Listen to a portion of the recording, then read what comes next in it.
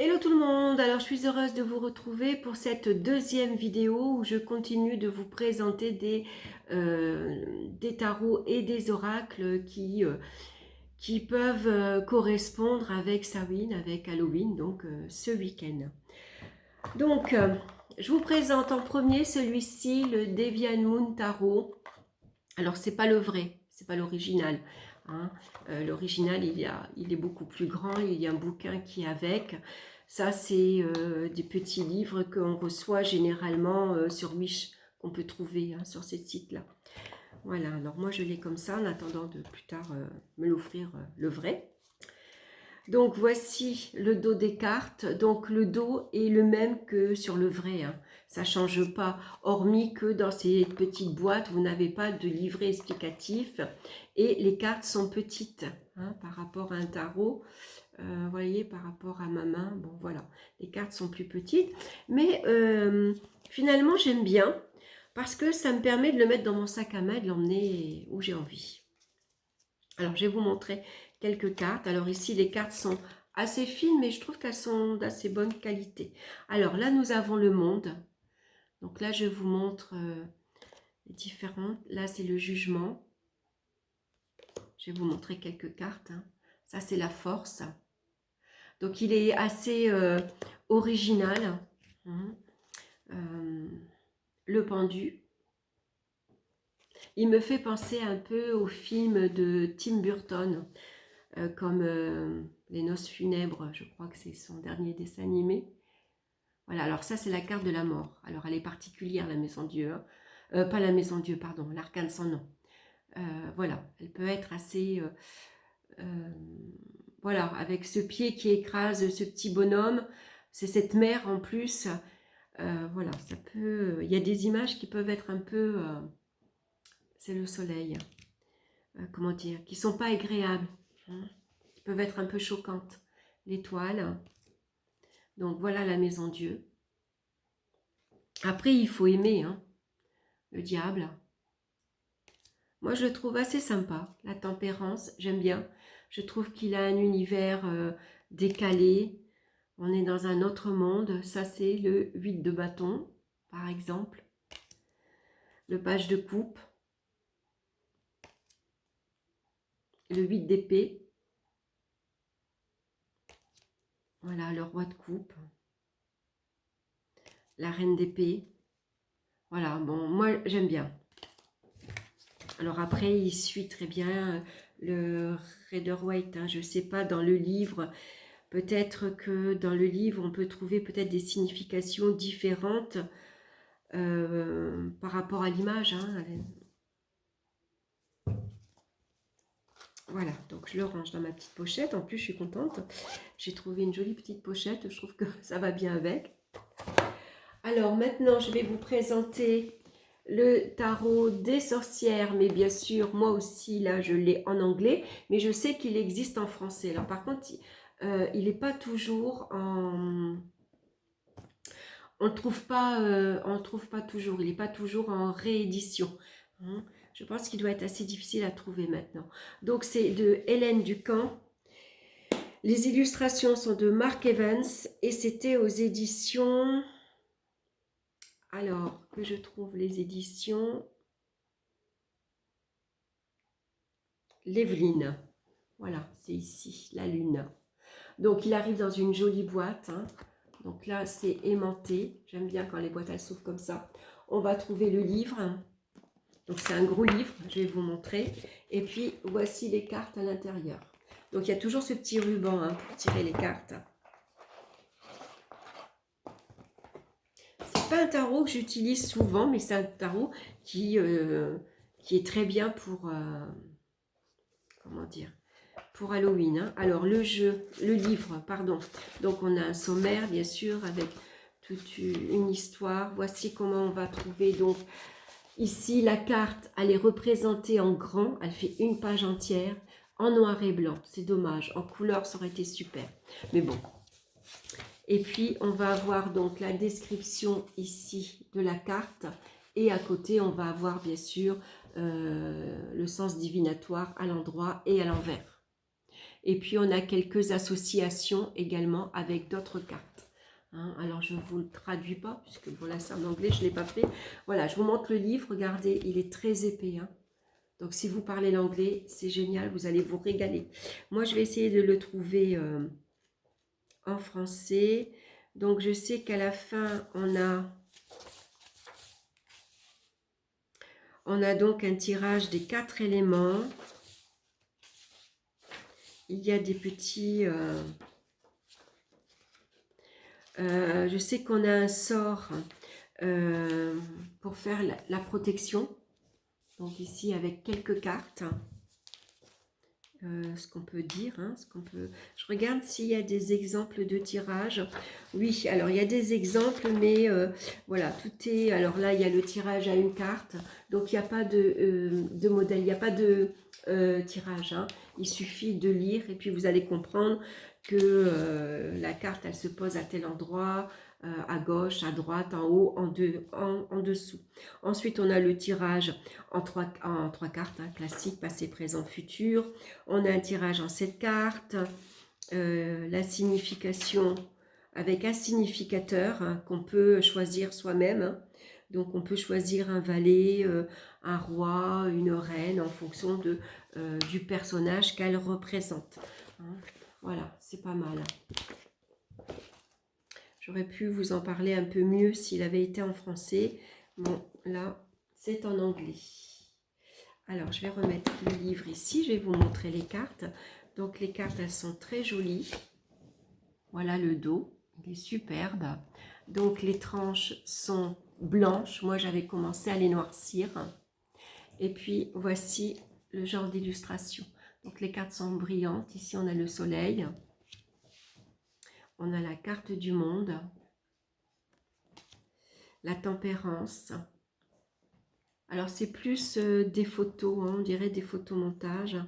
Le 10 d'épée. Le 7 d'épée. Le 6 de coupe. Alors, je le redécouvre avec vous parce que j'ai des jeux que je garde et que finalement, je n'utilise pas. La carte de la justice, mais ça me donne envie justement de l'utiliser. Tiens. La grande prêtresse. La carte de la lune. C'est celle qu'on retrouve sur la boîte. Hein, et le fou. On a l'impératrice. La maison Dieu. Alors, je fais comme pour les autres jeux. Je vous montre quelques cartes. Hein. La carte ici de l'arcane son nom, la mort. Et le 6 d'épée. Le 10 de bâton. Et le 9 de bâton. Le cavalier de bâton. Et le 4 de bâton. Ah, je vais vous montrer le 3 d'épée. Il est beau malgré tout, le 3 d'épée. Ça, c'est le 5 de bâton. On se bat avec les dragons. Le 3 de pentacle. J'aime bien aussi le 5 de pentacle. Vous voyez, d'habitude, on voit des personnages. Là, on voit que l'arbre est figé, il est nu. C'est de la neige, il est pris dans la glace. J'aime bien. Voilà, c'est un beau jeu aussi. Donc, je pense que, voilà, regardez si vous pouvez le trouver. En français, ça serait top, hein, bien sûr. Alors ensuite, ce qu'on peut faire aussi, ce qui est pas mal pour Halloween, c'est l'oracle des vies antérieures de Dorine Virtue. Qui étiez-vous dans une vie antérieure? Donc, si c'est un oracle de 44 cartes, accompagné bien sûr d'un livret explicatif. Donc, les illustrations sont de Brian L. West et c'est aux éditions Exergue. Donc voilà, si vous faites une soirée entre amis, hein, ça c'est sympa, on s'amuse, on se déguise, on se fait peur, mais on peut se faire quelques tirages également. Hein. Donc on va retrouver un petit livre assez épais. Alors celui-ci, il est en français. Donc on a ici derrière qui est Dorine Virtue, Dorine Virtue, pardon, et puis Brian Lewis. Donc on va regarder de suite le petit bouquin. Donc on a le message des cartes, comment travailler avec l'oracle, et puis bien sûr on va avoir toutes les cartes, donc il y en a 44. Donc comment travailler avec cet oracle, la préparation de votre oracle, le consacrer, mélanger les cartes, poser une question, choisissez une carte, consultez le guide bien sûr, et le message à 3 cartes. Hein. Voilà, donc on n'a pas... voilà, c'est tout simplement expliqué. Hein. Il n'y a pas de schéma. Et ensuite, on va avoir donc le message des cartes. Donc, alimentation ou la faim, par exemple, la première carte. Ici, on a une reproduction de la carte en noir et blanc. Ici, alimentation ou la faim. Et puis, sur 2 pages, vous avez l'explication de la carte. Alors, moi, je l'avais fait une fois et j'avais trouvé ça super sympa. C'était un tirage en 3 cartes que j'avais fait. Et un qui se prête très bien également. Je ne vous l'ai pas préparé. Pour les vies antérieures, c'est... attendez, peut-être je l'ai là. Pour les vies antérieures, c'est celui-ci. C'est Algariel. Alors, je vais vous le montrer après. On va continuer avec l'oracle des vies antérieures de Dorine Virtue. Donc, c'est de belles cartes, brillantes, très épaisses, excellente qualité.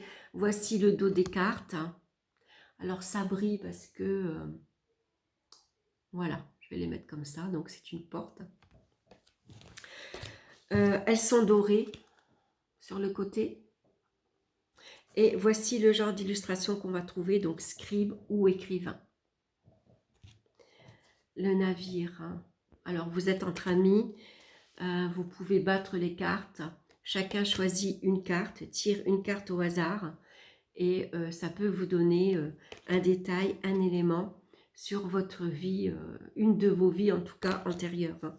Et vous pouvez approfondir peut-être en faisant un tirage à 3 cartes pour avoir un peu plus d'éléments, pour dater également.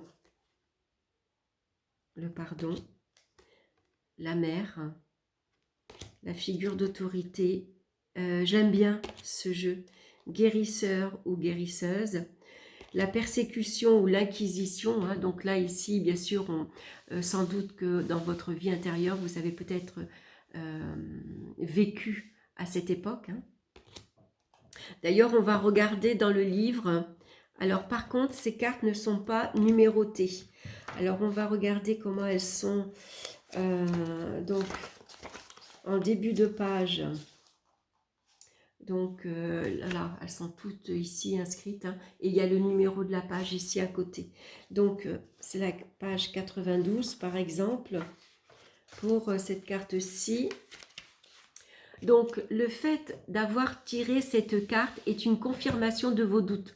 Vous avez été accusé de sorcellerie, de paganisme ou d'autres crimes par le passé, vous avez grandement souffert des persécutions qui ont suivi et vous retrouvez cette peur dans votre vie actuelle. Dans le passé, votre caractère et votre comportement ont été publiquement passés en revue et vous avez été accusé pour des morts ou de mauvaises récoltes qui n'avaient rien à voir avec vous. Vos voisins et les autorités ont dit que vous vous jetiez des sorts, ce qui était un crime passible de la peine de mort. Donc ensuite, elle vous explique ce que vous craignez actuellement dans votre vie actuelle et comment vous pouvez guérir de cela. Voilà, donc c'est intéressant. Donc voilà, un jeu sympa à avoir pour Halloween. Voilà, amusez-vous, hein, Halloween c'est fait pour voilà, se déguiser, recevoir des amis, faire un bon repas, se faire peur, regarder des films d'horreur. Et puis voilà, vous pouvez... vous amuser avec ce jeu-ci. Moi, je sais que je l'aime bien. Alors, avec le jeu d'Algariel également. Donc, c'est un jeu de 32 cartes. Voilà, donc il arrive dans une petite boîte en carton. Hein. Donc, Algariel, vous pouvez le retrouver sur YouTube également, comme Dorine Virtue aussi. Donc là, dans ce jeu-là, il y a un petit livre comme ça, hein, très petit en papier. Voilà, avec quelques significations. Sinon, il a fait un livre. Moi, je ne l'ai pas. Je l'ai acheté en Kindle. Et je sais que celui-ci, alors il parle super bien. Je vous montre le dos des cartes. Moi, je l'ai noirci sur le côté. Moi, j'avais fait un tirage. Il vous propose d'ailleurs un tirage en 5 cartes. Je crois qu'on l'a. Pour voir. Le tirage des vies antérieures. Donc, c'est à 5 cartes. La première représentera le contexte, les environnements, donc l'époque, le lieu. La seconde va représenter l'identité, la personne que vous étiez. La troisième va représenter les événements, les situations plus ou moins importantes. La quatrième carte représentera l'entourage, les personnes donc qui vous ont entouré. Et la cinquième carte représentera le karma, causes et conséquences liées à votre existence. Je sais que je l'avais fait une fois et ça m'avait énormément parlé. C'était un tirage à 5 cartes et franchement, le déroulé de l'histoire en 5 cartes, ça tenait la route, quoi. C'est incroyable. Donc celui-ci, je vous le recommande également pour travailler sur vos vies antérieures. Voilà. Pour faire un tirage justement pour Halloween, c'est la période hein, de travailler avec les ancêtres, de travailler avec les personnes décédées. Hein. Je vous rappelle que Halloween, le voile entre les vivants et les morts est le plus fin. C'est la bonne période pour se connecter justement, pour prendre contact, ou tout au moins pour les sentir. Hein. Donc on peut faire un hôtel, hein, vous mettez, je vous le dis dans la précédente vidéo, hein, vous pouvez faire un hôtel, mettre quelques photos, quelques objets de décoration, mais des objets qui ont appartenu aux défunts également. Vous brûlez quelques bougies, vous pouvez mettre des fleurs, et puis vous pouvez mettre quelques cartes également. Voilà, donc ça c'est un petit oracle aussi sur les vies antérieures, super. D'ailleurs, je l'utilise plus pour les vies antérieures que pour faire de la guidance, de la divination. Parce qu'on peut le faire aussi avec celui-ci. Je vous en parlerai plus en profondeur dans une autre vidéo. Alors ensuite, maintenant, je vais vous présenter le Hush Tarot de Jeremy Hush. Alors celui-ci, il est superbe. Alors, il arrive en anglais. Voilà. Il n'est pas traduit. Donc, il est aux éditions US Game System. Il arrive dans une jolie boîte en carton, très épaisse. L'intérieur est vert, bleu-vert. Les cartes sont superbes. On a un petit guidebook, un petit livre. Alors en anglais, moi, il va falloir que je le traduise. J'avais commencé à regarder une carte. Alors on a une petite introduction et puis on a de suite les arcanes majeurs, l'interprétation à l'endroit ou à l'envers. Alors par contre, c'est pas un jeu que je recommande pour les débutants puisque les images ne correspondent pas. Ça va être difficile à interpréter, à apprendre au départ. Hein. Avec le tarot de Marseille, ce qui est facile, c'est qu'il y a des symboles. Et chaque symbole, si vous les apprenez par cœur, si vous ne vous rappelez plus de la signification de la carte, grâce au symbole, vous allez pouvoir vous rappeler justement de cette signification. Ça va vous aider. Alors, je vous montre le dos des cartes. Très joli. Il n'y a pas de dorure, il n'y a pas d'argenté. Hein. On peut le mettre en couleur si vous voulez. La qualité des cartes est superbe. C'est des cartes en carton très épaisses. Elles sont mates. Et voici la carte du monde. Ensuite, on a le jugement. Donc, on a beaucoup de personnages. On a beaucoup d'animaux. Regardez la lune, elle est magnifique, la lune. Et la carte du soleil. Vous voyez les deux. Alors, moi, je ne l'ai pas encore travaillé. Hein. Il n'y a pas longtemps que je l'ai. La carte de l'étoile. Donc, bien sûr, on peut interpréter aussi en fonction des animaux. Hein. Les animaux sur la carte, là, c'est la maison Dieu, vont approfondir la signification. Ça, c'est la carte du diable. Regardez comme elle est belle. Ah, le jeu est superbe. Hein. La tempérance. J'aime bien les tons, les couleurs. Je trouve que c'est d'une douceur. L'arcane sans nom, la mort. Regardez le pendu. J'adore. Je crois que c'est cette carte-ci qui m'a fait acheter le jeu. La carte de la justice. Donc c'est un beau jeu aussi pour se connecter à lui à l'automne. Hein, l'automne, l'hiver. Une belle période là maintenant. Regardez l'ermite. La force. Le chariot. Les amoureux. et le hiérophante. J'adore. J'adore les illustrations, j'adore les couleurs. Ensuite, on a l'as. Ça, c'est quoi? L'as de coupe. Donc, vous voyez, même moi, bon, voilà, il y a les petites coupes ici tout en haut, hein, pour se repérer. Donc, ensuite, je vais vous montrer les épées. Donc, ça, c'est le 3 d'épée. Regardez, d'habitude, on a un cœur qui avec des épées qui sont plantées. Là, on voit que ce visage, l'affolement dans le regard. Ça, c'est le 4 d'épée. Il est superbe. Vraiment, vraiment magnifique. Ça, c'est les deniers, le page de denier. La reine de denier. Et le roi de denier. Regardez comme il est beau. Vraiment, et l'as d'épée. Il est vraiment particulier, hein. Franchement, ça n'a rien à voir. Hein. Le 2 d'épée. Ah non, je me suis trompée. Ah non, qu'est-ce que je vous ai dit tout à l'heure? C'était pas le 3? Le 3 d'épée? Alors, ça doit être ça, le 3 d'épée. Et je vous ai montré tout à l'heure, ça devait être le 3 de bâton. Mince, je ne m'en souviens plus où je l'ai mis. Parce que là, on dirait une épée plutôt en haut. Oui, ça ressemblerait plus au 3 d'épée. Et l'autre, donc, que je vous ai montré, ça devait être le 3 de bâton. Bon, il faudra que je l'étudie un peu plus, que je regarde un peu plus avec le livre. En tout cas, il est très beau. Hein. Très, très, très beau jeu. Il m'a plu de suite quand j'ai vu les illustrations. C'est pour ça que je l'ai pris. Mais bon, je ne l'ai pas travaillé. Donc, voilà. Je ne vais pas vous dire de bêtises. Donc, je ne vous en dis pas plus. Ensuite, on a le tarot divinatoire du corbeau.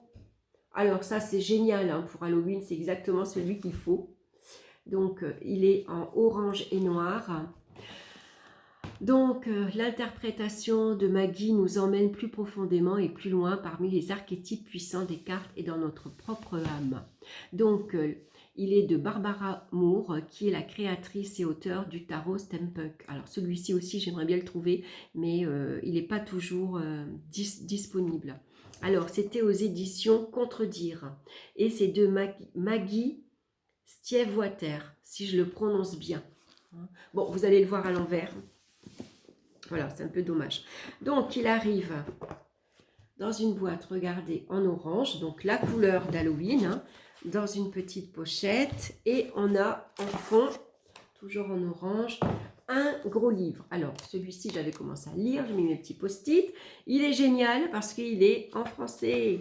Chouette. Donc, on a une introduction à propos du thème, comment faire une lecture, les tirages, les arcanes majeurs, les arcanes mineurs. Et puis, voici comment on va trouver donc le battleur, une illustration de la carte en noir et blanc, des petits mots-clés, et puis on a 2 pages qui nous parlent donc du battleur, la signification à l'endroit, et non, pardon, voilà, que cette page-là, parce qu'après, il suffit de la tourner à l'endroit et à l'envers. Alors, je crois qu'il est à l'envers, je ne suis pas sûre. Capacité, version, contrôle, connexion. Non, elle ne parle pas des cartes à l'envers. Voilà, alors je vais vous montrer les cartes. Est-ce qu'il y a des tirages? On va regarder ça. Oui, il y a des exemples de tirages. Le sens inversé des cartes de tarot. Voilà. Elle dit que certains lecteurs de tarot lisent les cartes avec des sens légèrement différents, souvent négatifs si elles apparaissent à l'envers pendant la lecture. En fait, c'est votre choix, vous faites comme vous voulez. Alors, c'est pas toujours, c'est pas parce que la carte est à l'envers qu'elle est forcément négative. Hein. C'est simplement que ça va prendre un peu plus de temps, qu'il peut y avoir du retard, des contretemps, tout simplement. Ça peut être un petit peu plus difficile, on va dire. Donc, on a un tirage à une carte, à 3 cartes, et puis le tirage à 10 cartes, hein, donc classique, voilà. Et donc, le tirage à 10 cartes, voici comment il se présente. Donc, tout est expliqué. Hein. Il n'y a pas d'exemple, par contre. Voilà, et de suite, on va donc passer aux arcanes majeurs. Ensuite, on a les mineurs. Donc, c'est pareil, hein, par exemple, pour le 4. Ah ben, on va regarder, tiens, justement, le 3 de bâton que je vous ai dit. Voilà, oui, c'était le 3 de bâton. Bon, vous voyez peut-être pas très bien parce que c'est en noir et blanc. Voilà comment ça se présente, hein, des petits mots-clés. Voilà, et la signification de la carte. J'adore Barbara Moore, elle a fait plusieurs jeux. J'aime bien ce qu'elle fait, j'aime bien son travail. Voilà, je voulais vous dire quelque chose, je ne me rappelle plus. Donc voilà, il arrive comme ça, hein, dans la boîte. Donc on va regarder les cartes maintenant. Regardez comme elles sont belles. Regardez le dos. C'est comme ceci. Donc il est en noir et en orange. Elles sont brillantes, elles sont cartonnées épaisses. Et voici ici l'as de bâton. Donc le tour est orangé, le fond est noir. Et on voit un feu, hein, une belle flamme. Très, très, très joli. J'adore. Donc, on va regarder la mort. Donc, celui-ci se prête très bien pour Halloween, hein, la lune. Donc, amusez-vous, hein, le jugement. En plus, si vous commencez, si vous vous lancez avec les cartes, le fait de s'amuser, ça rend, comment dire, le pendu ici, c'est un corbeau à l'envers. Comment dire, on est moins stressé, hein, parce que du coup, il y a moins d'attente. C'est, voilà, vous expliquer que vous commencez, donc on tapote au départ, voilà, on prend le livre, on lit, on s'amuse, voilà. Et puis, c'est une façon de s'entraîner également. La tempérance, la carte du monde. Donc, vous voyez, les illustrations, elles sont particulières aussi, hein. Le chariot. Alors, bien sûr, on aime ou on n'aime pas, hein. Le fou. La carte de la papesse.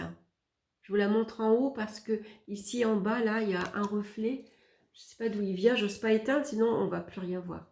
L'impératrice et la carte du battleur avec les symboles dans les mains. Vous voyez, on retrouve les 4 éléments. La tour. La force. Regardez, c'est un point. Et le pape. Alors, le pape, vous voyez, c'est une lanterne qu'on voit de près. L'ermite, c'est une lanterne dans une caverne. L'empereur, bien sûr, hein. La couronne et l'épée, et le soleil, le pouvoir entre les mains. Voilà, c'est un très beau jeu, les amants. Voilà, très beau jeu pour travailler maintenant, pour, voilà, pour Halloween, je trouve, la roue de fortune et le diable. Voilà, je trouve super. Allez, je le remets dans sa boîte. Je vais vous montrer maintenant un autre jeu.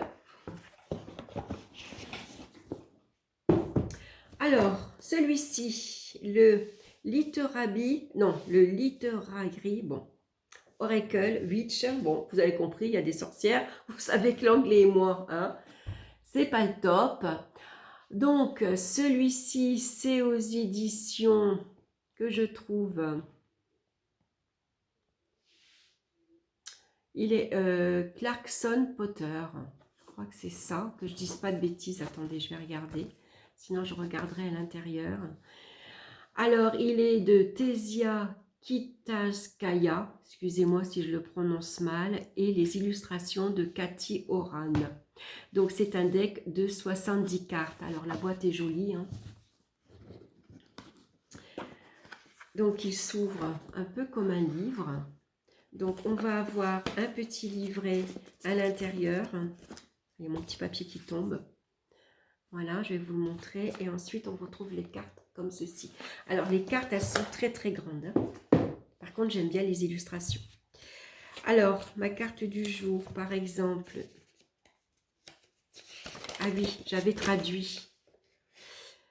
Et, d'accord, avec une carte.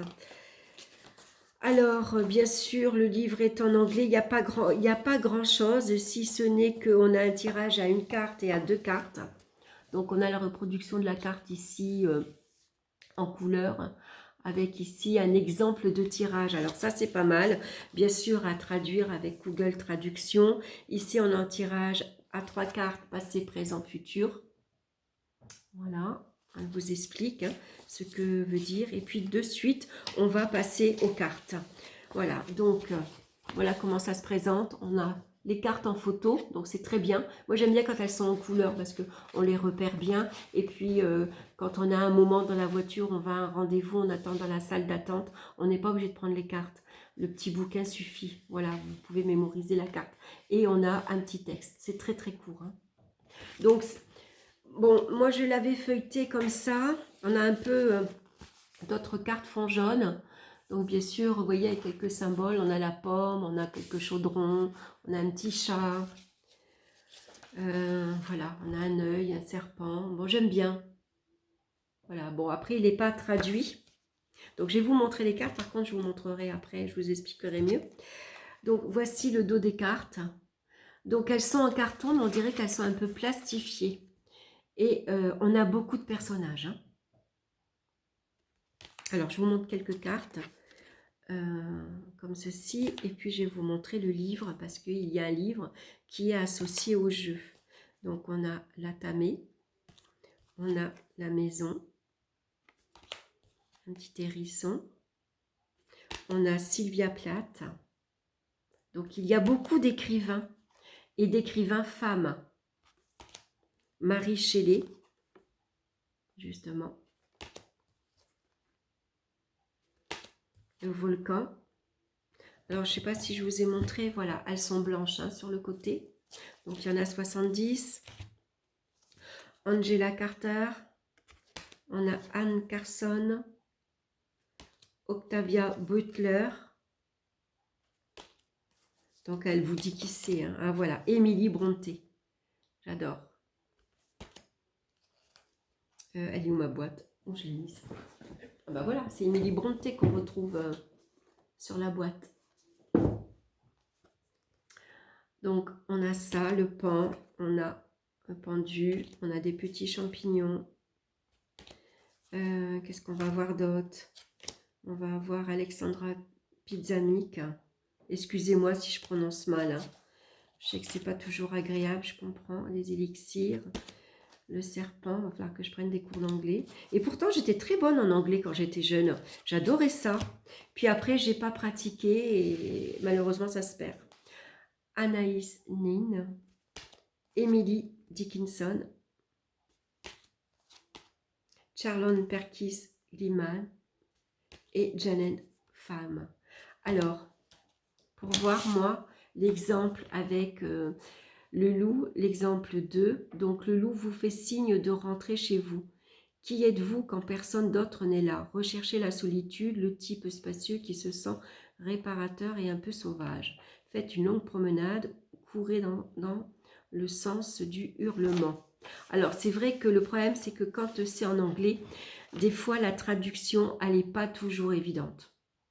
Par exemple, quand on sort la carte d'Émilie Brontë, bon, je ne sais pas où elle est, où je l'ai mis, Émilie Brontë.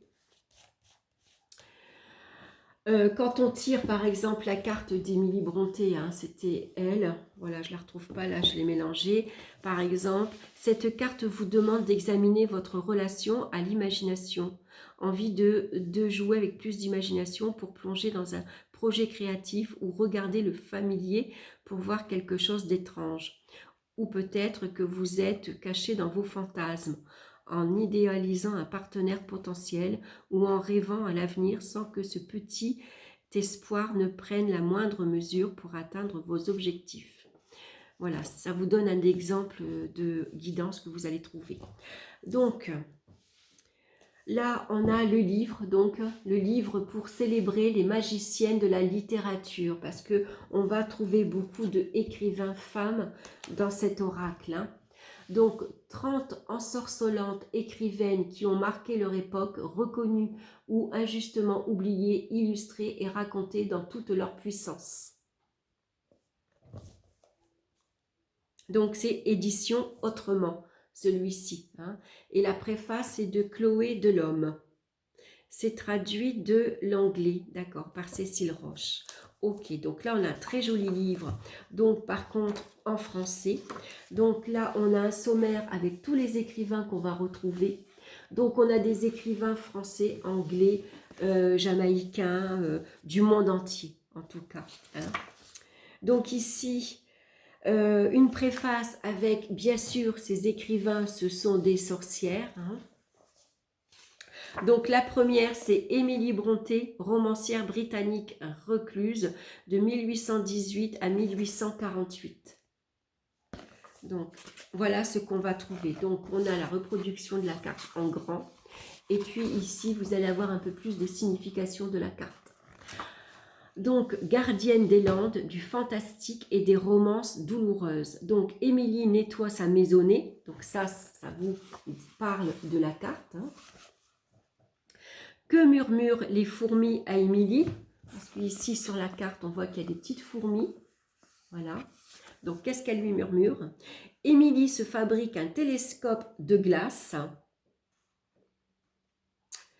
Et puis ensuite, on a un petit texte sur Émilie Brontë, hein, bien sûr, qui elle était, quel auteur, quel livre elle a écrit.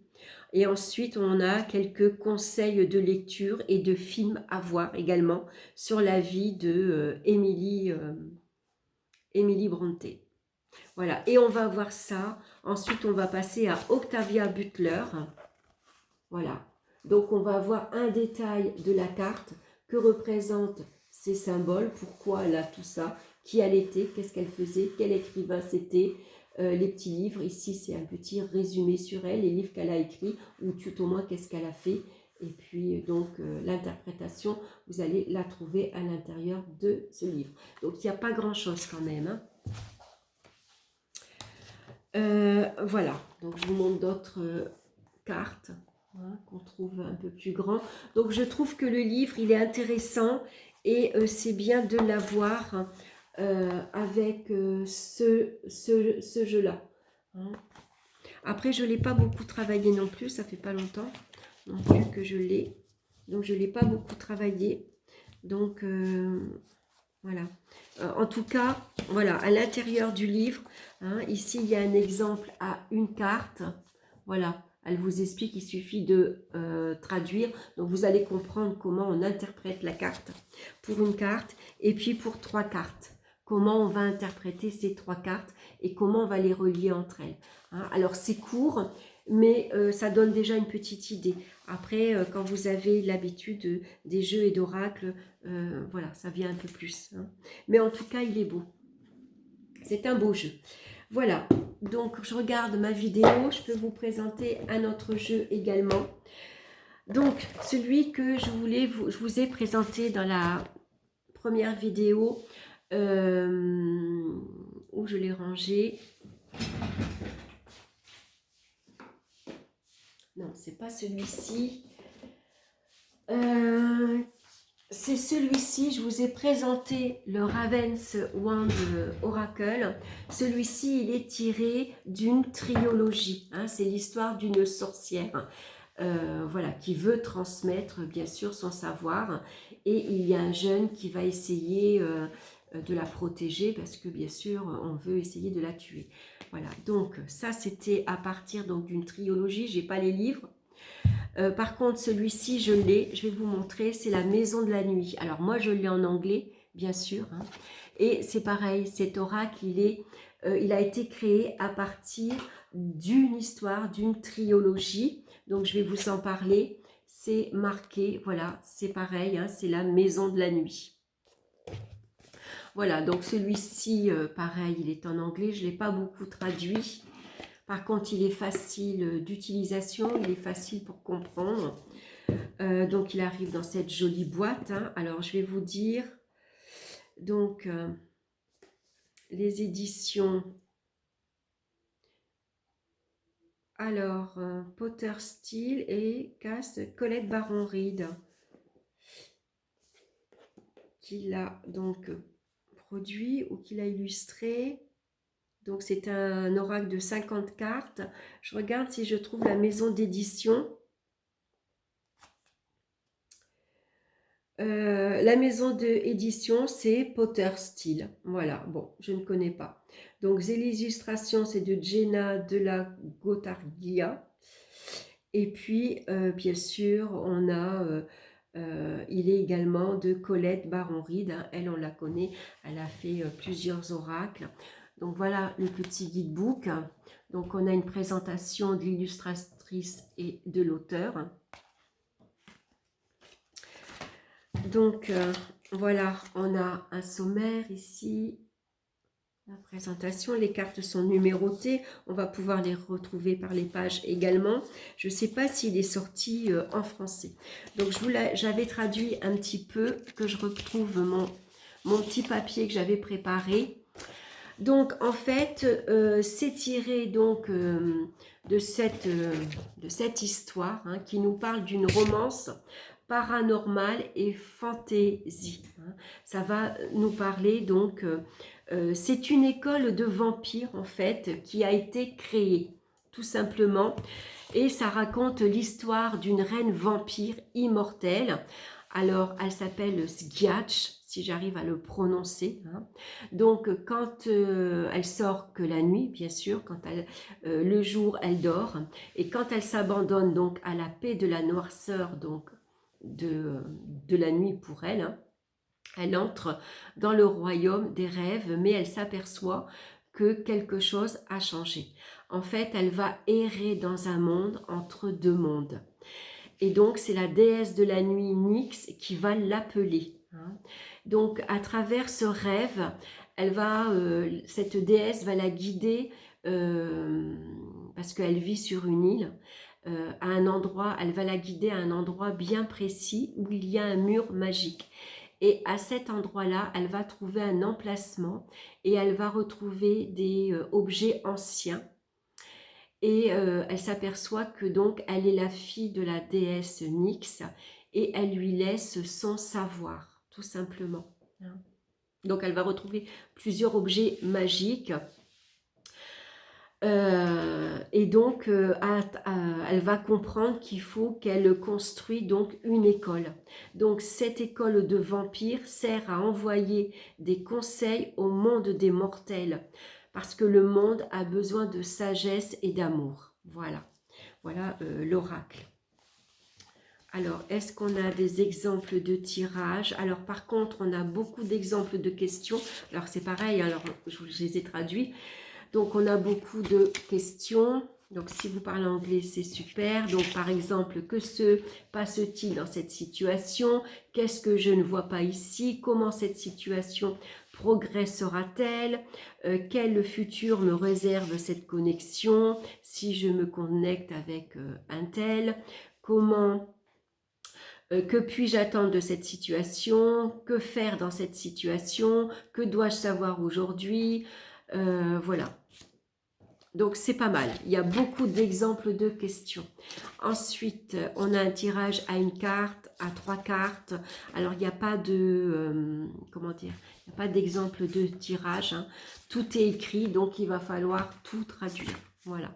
Et puis ensuite, voici donc la première carte. On a la représentation de la carte en noir et blanc, quelques mots-clés, et puis ici un petit texte, hein, qui nous parle de la carte. Donc moi j'ai tout traduit ici en dessous.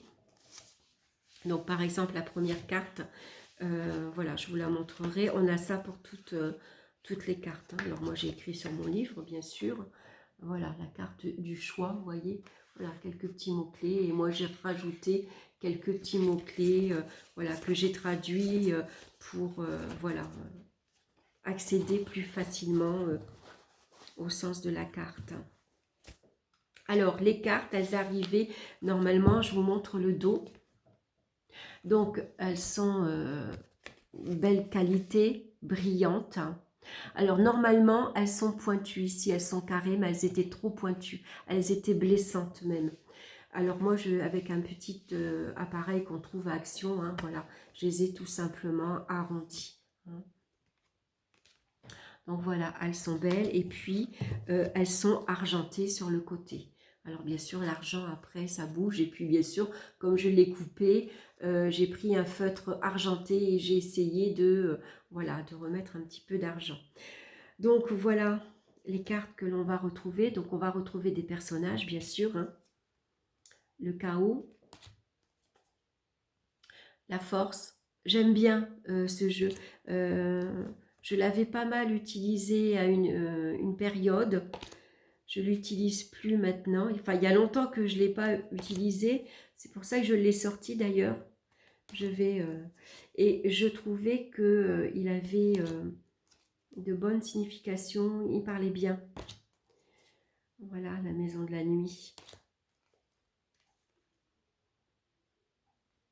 Donc, on va avoir bien sûr les personnages, hein, les écoliers, les relations entre eux, bien sûr, pourquoi ils sont là, comment de mortels ils sont passés à immortels, comment ils ont été choisis, qu'est-ce qu'ils vont faire à l'école, hein, bien sûr. Voilà, je vous montre quelques images. Hein. Donc, on a la prêtresse du feu, le guerrier, la prêtresse de la terre, de l'eau également. On va retrouver les 4 éléments. Hein. Je vous montre quelques cartes comme ça. On a quelques portes également aussi.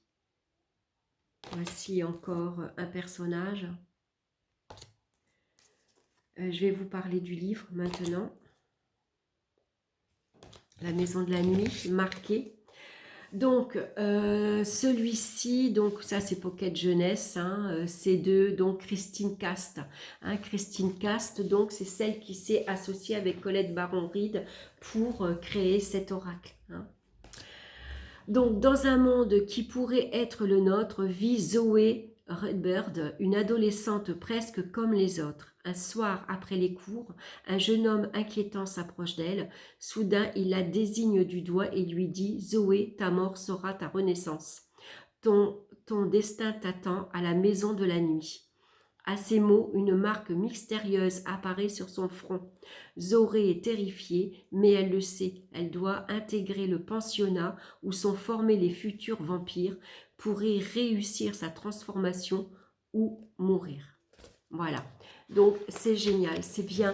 Je trouve que c'est chouette d'avoir associé une histoire et d'avoir créé l'oracle à partir de cette histoire.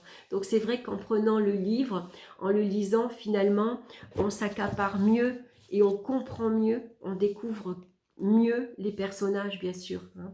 On arrive mieux à identifier l'histoire. Et puis, vous pouvez apporter donc davantage de signification après avec vous. Parce que c'est vrai que dans le livre, c'est pas long, il n'y a pas grand-chose. Hein. Mais bon, comme vous allez apprendre à mieux connaître les personnages, vous allez pouvoir donner plus de suite. Donc, voilà, j'aime bien. Alors, j'ai pas trouvé par contre pour le Ravens Oracle. Je vais regarder si je peux le trouver en français. J'aimerais bien le lire. Donc là, il y a plusieurs tomes. Hein. Moi, j'ai le premier, mais je crois qu'il y a... je vais regarder à la fin. Je ne sais pas s'il y a plusieurs... il me semble qu'il y avait plusieurs... qu'il y avait une suite, quoi. Non, c'est pas marqué. Si, voilà. Donc, il y a plusieurs tomes, il y en a 7. Il y a marqué, trahi, choisi, rebelle, traqué, tenté, brûlé. Voilà, je vous montre, comme ça, si vous voulez... Ah oui, mais vous allez voir à l'envers, mince. Donc, c'est de Pocket Jeunesse, hein. C'est de PC Cast et Christine Cast, et de Colette Baron-Reed, bien sûr. Et c'est marqué La Maison de la Nuit. Voilà, si ça vous intéresse, si vous avez envie de le lire. Et puis, je vous remontre donc la boîte. Je ne sais pas s'il est en français. Voilà, la sagesse, la maison de la nuit, l'oracle de la maison de la nuit. Voilà, après, c'est un beau jeu. Hein. Voilà, j'espère que cette petite vidéo vous aura plu. Ça vous aura peut-être donné envie de vous... de acheter certains jeux, en tout cas. Voilà, en tout cas, merci de votre écoute. Je vous embrasse tous bien fort. N'hésitez pas à me laisser vos commentaires. N'hésitez pas à liker si cette vidéo vous a plu, si ces jeux vous plaisent également. N'hésitez pas également à appuyer sur la petite cloche que vous pouvez trouver. Ça vous permettra de recevoir les prochaines vidéos. Voilà, je vous souhaite un excellent Halloween. Je vous embrasse tous bien fort et on se retrouve bien sûr pour d'autres vidéos. Bye bye!